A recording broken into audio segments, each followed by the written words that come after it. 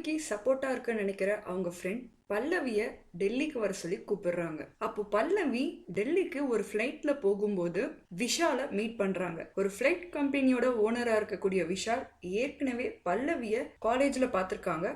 அப்போ பல்லவியோட ஆட்டிடியூட் விஷாலுக்கு ரொம்பவே பிடிச்சு போச்சு. ஸோ ஏற்கனவே தெரிஞ்சவங்க அப்படிங்கிறதுனால விஷாலும் பல்லவியும் ஃபிளைட்ல சின்னதா சேட் பண்ணிட்டு வந்துட்டு இருக்காங்க. அப்போ பல்லவி விஷால் கிட்ட நக்கலா நான் ஏர் ஹோஸ்டஸ் ஆகணும்னு ஆசைப்படுறேன் அப்படின்னு சொல்லிடுறாங்க. விஷாலோட Cloud9 கம்பெனி ஆக்சுவலா அவங்க அப்பாவோட கம்பெனி.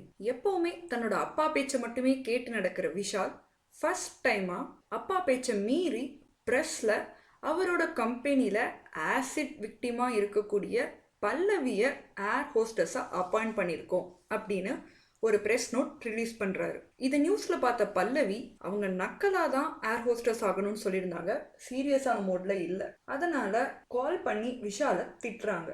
பல்லவியோட அப்பா பல்லவி கிட்ட நீ ஆசைப்பட்ட மாதிரி பைலட்டா ஒர்க் பண்ண முடியாட்டாலும் நீ ஆசைப்பட்ட இடத்துல, அதாவது ஃப்ளைட்ல ஆகாசத்துல பார்க்கறதுக்கான ஒரு வேலை உனக்கு கிடைச்சிருக்கு, இந்த சான்ஸை மிஸ் பண்ணிடாத அப்படின்னு மோட்டிவேட் பண்ணி பல்லவிய ஏர் ஹோஸ்டஸ் ஜாபுக்கு போக சொல்லி அனுப்பி வைக்கிறார். அப்பா விஷால் ஃப்ரெண்ட் அப்படின்னு எல்லாரோட மோட்டிவேஷனாலையும் பல்லவி அவங்களுக்குள்ளார இருந்த ஆட்டிடியூடை எடுத்து ஒரு கம்பேக் கொடுப்பாங்க. சக்சஸ்ஃபுல்லா ஏர் ஹோஸ்டஸ் கோர்ஸ் முடிச்ச அவங்க ஃபர்ஸ்ட் ஃபிளைட்ல போகும்போது நல்லது கெட்டதுன்னு எல்லாமே கலந்தது தான் இந்த உலகம் இல்லையா? ஸோ அப்படி இருக்கும்போது அவங்க ஃபிளைட்ல ஒருத்தர் பல்லவியை பார்த்துட்டு பல்லவியை அப்ரிஷியேட் பண்ணி ஒரு ஹக் கொடுத்துட்டு ஒரு குட்டி காஃபி கேட்பாரு. அந்த சீன் உண்மையிலே ரொம்ப நல்லா இருக்கும். பல்லவியோட செகண்ட் ஃபிளைட் அப்போ அவங்க எக்ஸ் லவர் வேணுக்குனே பல்லவி வர அந்த ஃபிளைட்ல டிக்கெட் புக் பண்ணி வந்து பல்லவிய கடுப்பேத்துவாரு. கேஸை வாபஸ் வாங்க சொல்லி கேட்பாரு. இதனால காண்டான பல்லவி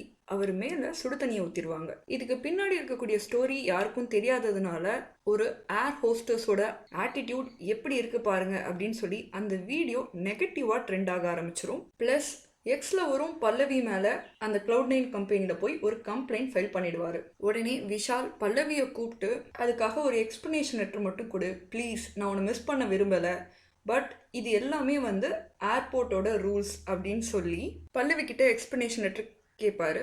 பட் பல்லவி அவங்களோட ஃப்ளாஷ்பேக் ஸ்டோரியை வச்சு பார்க்கும்போது அவங்க பண்ணது தப்பு இல்லை அப்படிங்கிறதுனால அவங்க எக்ஸ்பிளனேஷன் லெட்டர் நான் கொடுக்க மாட்டேன், அதுக்கு பதிலாக நான் டிஸ்மிஸை அக்செப்ட் பண்ணிக்கிறேன் அப்படின்னு சொல்லி அந்த நோட்டீஸ் பீரியட் 1 மந்த்தை அக்செப்ட் பண்ணிட்டு போயிடுவாங்க.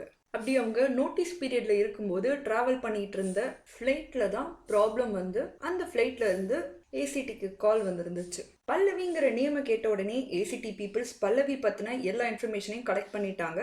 ஸோ இப்போ அவங்க விஷால் கிட்ட சொல்லி பல்லவியை இமீடியட்டாக காக்பிட்லேருந்து வெளியே வர சொல்லுங்க அப்படின்னு வார்ன் பண்ணுறாங்க. ஏற்கனவே அவங்களோட பைலட் லைசன்ஸ் கேன்சல் ஆயிருக்கு. அது மட்டும் இல்லாமல் அவங்க ஃப்ளைட்டில் பேசஞ்சர் கிட்ட நடந்துக்கிட்ட பிஹேவியரும் சரியில்லை, அதனால டெஃபினட்டாக ஷீ இஸ் அன்ஃபிட் அப்படின்னு சொல்லி விஷால் கிட்ட சொல்கிறாங்க. ப்ளஸ் விஷாலோட அப்பாவும் விஷால் கிட்ட கால் பண்ணி உடனே பல்லவியை காக்பிட்லேருந்து வெளியே வர சொல்லு அப்படின்னு சொல்லி வார்ன் பண்ணுறாரு. இதெல்லாம் தாண்டி விஷால் பல்லவி கிட்ட என்ன சொன்னாரு, பல்லவி சக்சஸ் ஆனாங்களா இல்லையா, அவங்க ஏர் ஹோஸ்டஸாவோ இல்லை பைலட்டாவோ அவங்களோட வேலையை கண்டினியூ பண்ணாங்களா இல்லையா அப்படிங்கிறது தான் மீதி படம்.